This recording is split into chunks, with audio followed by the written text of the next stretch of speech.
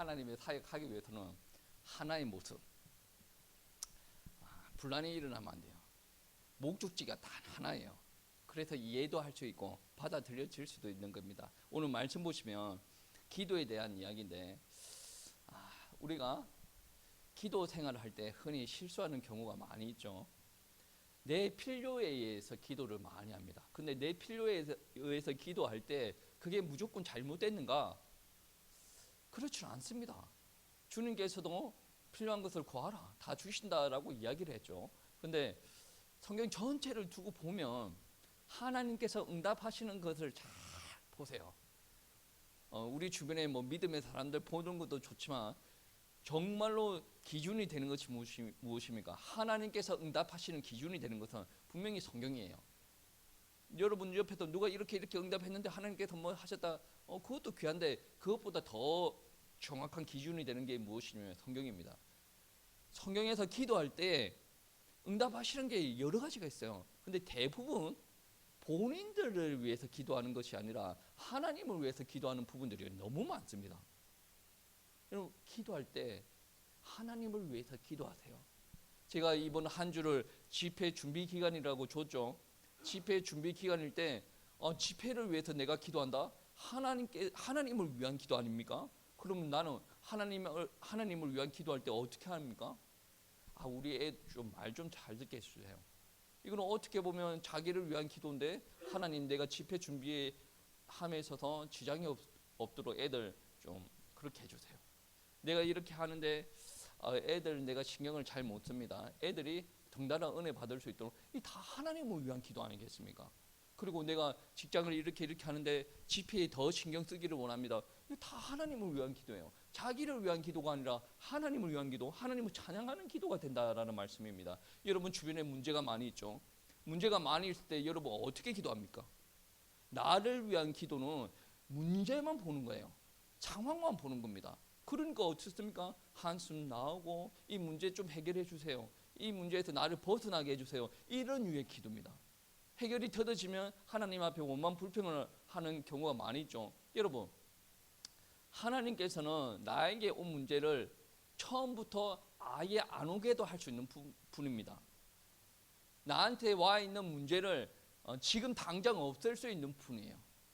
근데 여전히 나에게 문제가 있다라는 것은 하나님께서 주권을 가지시고 나한테 문제를 허락하여 주신 거 아니겠습니까? 하나님께서 만드셨던, 하나님께서 그냥 지켜보고 있던, 무조건 하나님께서 주권을 가지고 계신 거란 말이에요. 그러면 이 문제를 받아들인 나는 어떻게 받아들여야 됩니까?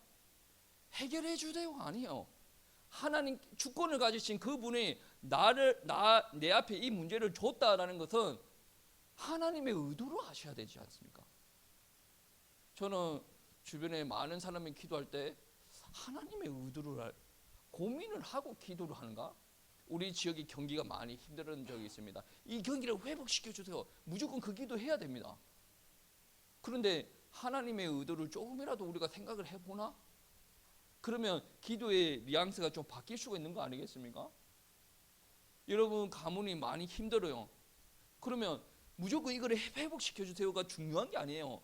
하나님의 의도를 하셔야 되죠. 여러분 교회 재정이 많이 힘들 때가 있죠. 그때 하나님 이거 회복시켜 주세요. 아니 이거 교회 재정 회복되는 거랑 하나님이랑 무슨 상관이야? 이렇게 말을 하면 저 목사 사입이다라고 이야기하겠지만, 여러분도 다 아시겠지만 코로나 시국에 한국에 엄청난 많은 교회가 문을 닫았어요. 그렇다라고 해서 하나님의 영광이 가려지는 겁니까? 아니에요. 많은 사람들이 착각하는 게 뭐냐면 내가 대학교 합격되고 우리 자녀가 잘 되고 우리 가문이 엄청나게 훌륭해지고 이래야 하나님께서 영광 받으신다고 생각해요. 그게 중요한 게 아닙니다. 내가 지금 위대한 일을 이루지 못하더라도, 목동 일을 하고 있다라고 하더라도, 사울한테 쫓김을 받는다라고 하더라도 그의 마음가짐, 하나님 앞에 기도하는 그 모습을 통해서 하나님께서 영광 받으시는 거예요. 내가 왕이 되었다라고 해서 하나님의 영광 받는 게 아니고 내가 죄에 대한 지역을 받습니다. 그때 하나님 앞에 회개하고 돌아오는 그 모습을 통해서 하나님께서 영광 받는다라는 거죠. 문제 떨어졌습니다. 그 문제 하나님은 당장 해결할 수도 있습니다. 근데 우리가 하나님의 의도를 알지 못하면 자꾸 이상한 쪽으로 넘어갑니다. 시험 문제도 마찬가지죠. 출제자가 있습니다. 뭐 추리 영역이 있고 언어 영역이 있고 단순 연산이 있습니다. 그러면 출제자의 의도가 있지 않습니까? 의도는 무엇입니까? 얘가 단순한 연산을 할 줄 아는가? 그러면 추리가 있습니다. 어떻게 해서 추론을 해서 뭐 문제를 풀 수 있는가? 그런 거를 다 보는데 의도를 명확하게 알아야 답에 쉽게 접근할 수가 있어요. 우리 기도의 문제도 마찬가지입니다. 하나님께서 우리에게 문제를 허락하여 주셨는데 이거를 모르고 계속 없애달라고 하면 여러분 신앙생활이 고달파집니다. 여러분이 홍해 앞에 섰다라고 생각해 보세요. 하나님께서 홍해까지 인도하시는 이유가 있습니다. 홍해를 건너게 하시고 그 애굽의 백성들을 수장을 시키고 그 당시에 모든 주변의 이방 사람들한테 이거를 드러내기 위함입니다. 하나님의 영광을. 21세기에도 동일합니다. 홍해 사건을 이야기를 하면 모세의 이야기를 다 압니다. 홍해가 갈라지는 거 다 압니다. 하나님 안 믿는 사람까지도. 하나님은 계획이 아주 우리가 생각하는 것과 차원이 다른 거예요. 그런데 하나님 나를 왜 홍해 앞에까지 인도하셨습니까? 하나님 이 홍해를 어떻게 해주세요? 그런 식으로 기도를 접근해 버리면 기도의 문이 열릴 수가 없다라는 거죠. 문제가 왔을 때 여러분 이때 하나님의 뜻이 무엇인가? 나의 죄 때문인가? 아니면 하나님의 특별한 계획이 있는가? 나를 성숙하기 위함인가? 나한테 믿음을 받기 위함인가? 아니 물어봐야 되죠. 무조건 없애달라고 하면 하나님께서 여러분한테 고난을 주신 이유가 없어요. 문제를 주신 이유가 없어요. 문제를 줬더니 없애주세요. 고난을 줬더니 없애주세요. 또 문제 없애주세요. 애들 문제 없애주세요. 뭐 하는 거야? 여러분 언제 성숙하려고? 없애는 게 중요한 게 아니라니까요. 우리는 하나님이 중심대로 신앙생활을 하는 사람들이고 하나님의 의도를 알고 신앙생활을 하는 사람들. 성경은 무엇을 기록하고 있습니까? 하나님의 사랑을 기록하고 있습니다. 이 땅에 죄인이 있는데 이 죄인을 구원하기 위해서 하나님께서 독생자를 보내시겠다. 이거는 구약이죠. 독생자를 보내셔서 십자가에 못 박혀 죽으셨다. 그리고 다시 오실 것이다. 부활하시고 승천하시고 이 간대로 하늘로 올라가신 그 모습 그대로 다시 오실 것이다. 이게 신약의 이야기인데 이 사도행전 1장에 기록되고 있습니다. 부활하신 주님께서 40일 동안 하나님의 나라에 대해서 이야기하시고 또 승천하시고 다시 오신다라고 말씀하시고 이 복음을 땅끝까지 전해야 되겠는데 하나님께서는 어떠한 방법으로 땅끝까지 전한다라고 이야기하시냐면 제자들에게 1장 8절 말씀에 성령이 임하면 너희에게 권능이 임하고 너희가 땅끝까지 내 증인이 되리라. 주님께서 우리들을 사랑하시는데 이 사랑을 통해서 이루어진 복음의 메시지를 땅끝까지 전하기를 원하시는 게 하나님의 뜻이에요. 이게 하나님의 약속이란 말이에요. 그래서 예루살렘을 떠나지 말고 약속하신 것을 기다리라, 기도하라라고 말씀하셨지 않습니까? 이게 약속입니다. 근데 실상은 어떻습니까? 마가 다락방에 사람들이 모였어요. 그 당시에는 예수님을 믿는다라고 하면 잡아 죽일 수도 있는 상황이에요. 자기가 예수님 믿는다고 드러낼 수가 없는 상황이에요. 여러분 보통 이러한 상황 되면 어떻습니까?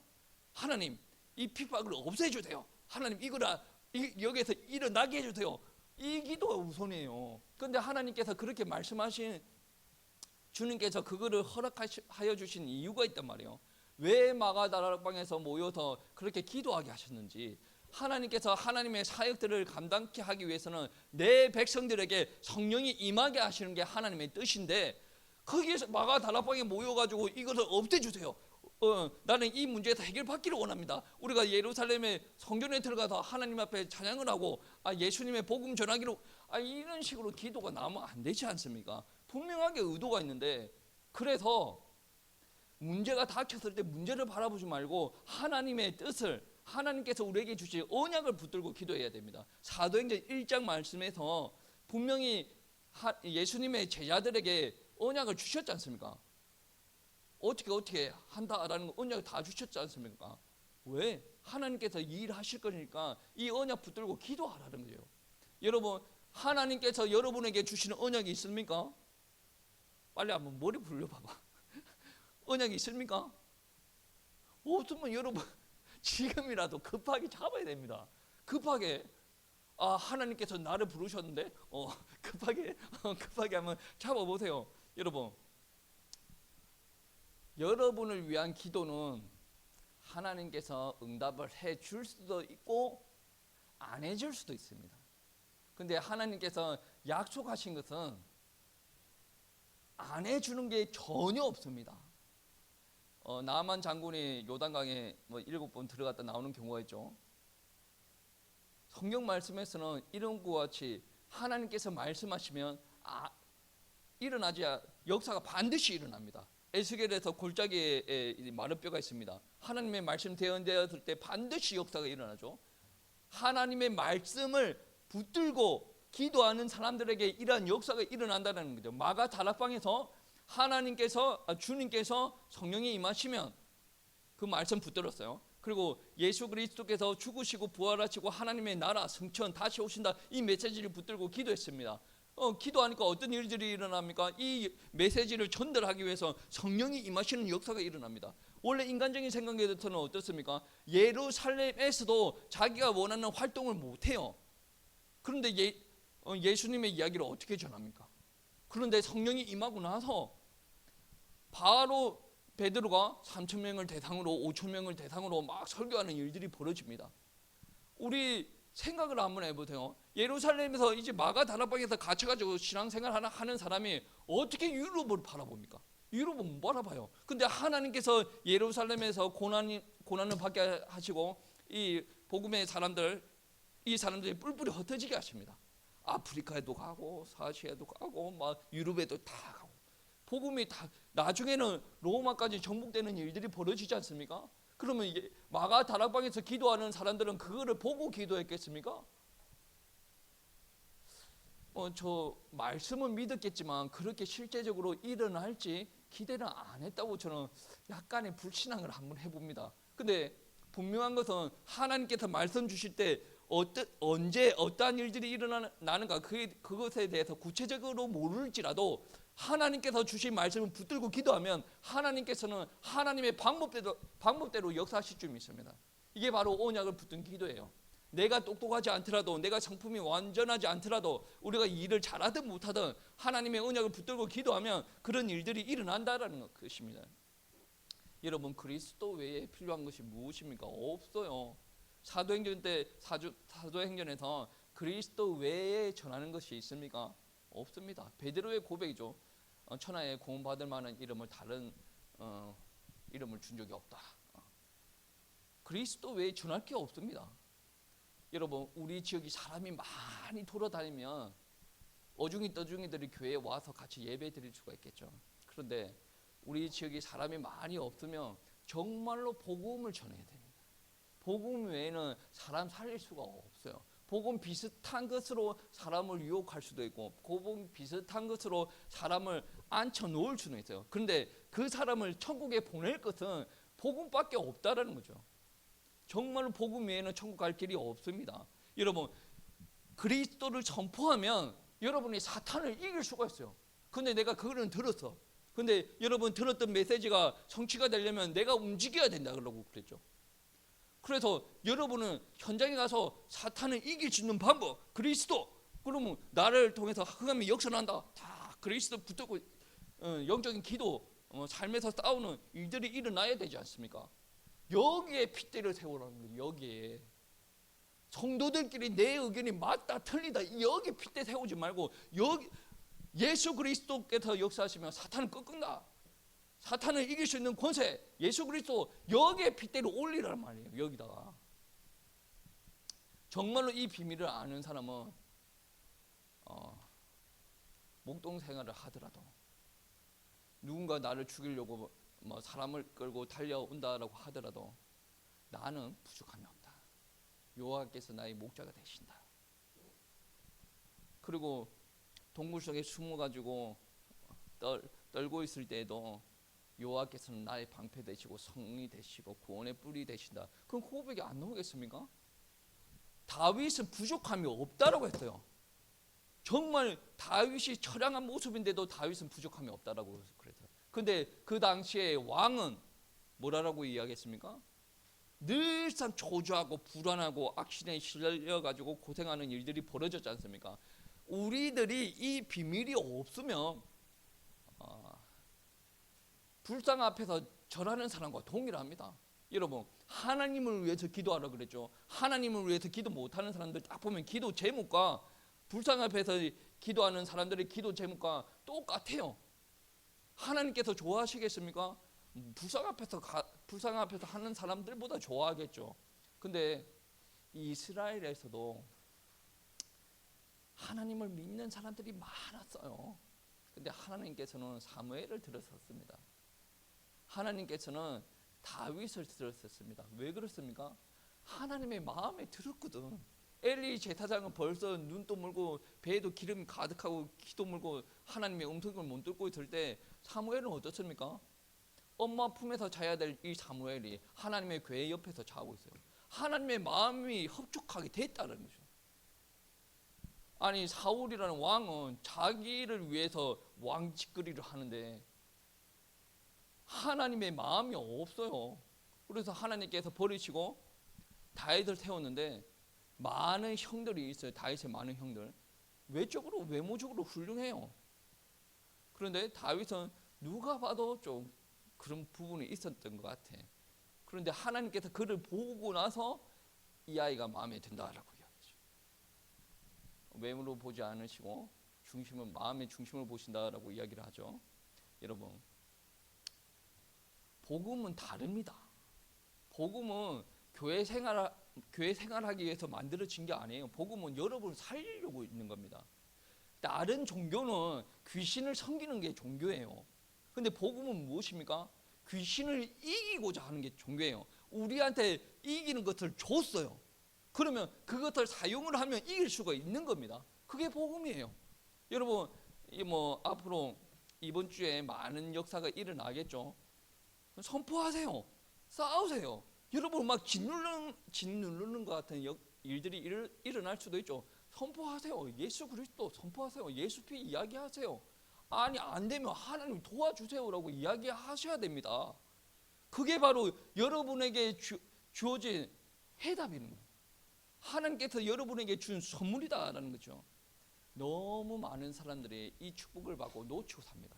많은 생각, 마음의 염려, 그러니까 이런 생각과 염려에 사로잡히니까 어떤 일들이 일어납니까? 기도가 안 나오는 거예요.